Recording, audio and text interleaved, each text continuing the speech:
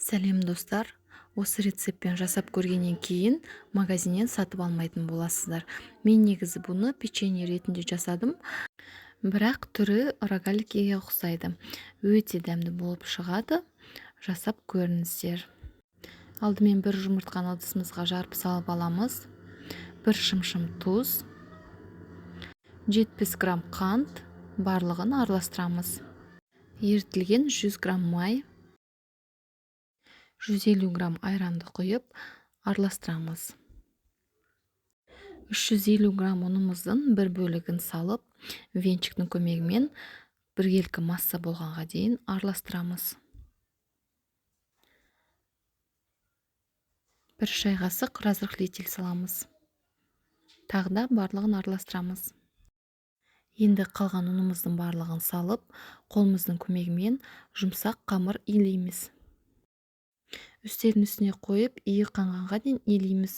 Бұл қамырмен бірден жұмыс жасай беруге болады. Қамырға ұзыншақ форма беріп, 4 бөлікке бөлеміз.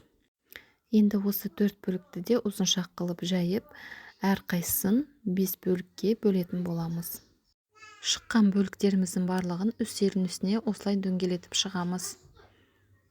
Бұл қамырмен жұмыс жасағанда артық ұн салудың қажеті жоқ, үстелге де қолыңызға да жабыспайды. Осылай барлығын бір ыдысқа салып, бетін пленкамен жауып қоямыз. Шетінен бір-бірден алып, печеньямыздың формасын келтіреміз. Оқтаудың көмегімен жұқалау етіп, дөңгелектеп жайып аламыз. Бір жартысын осылай кесіп шығамыз.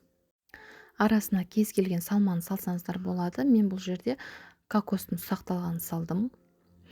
Бірінші осылай бетін жауып, барлық шетін жауып шығамыз.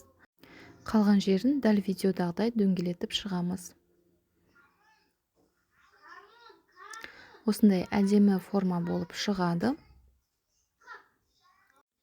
Екінші түріне мен кунжут салдым. Варенье салсаңыздар да болады, джем салсаңыздар да болады.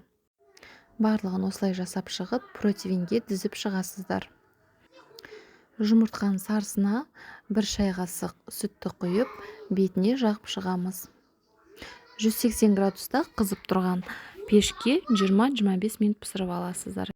Печеньяларыңыз қытырлақ болсын десеңіздер, пеште тағы да 5-10 минут ұстайсыздар. Менікі біраз жұмсақтау болып шықты, дегенмен дәмі өте ерекше болып шығады. Каналымды қолдап, тіркеліп лайк басуды ұмытпаңыздар.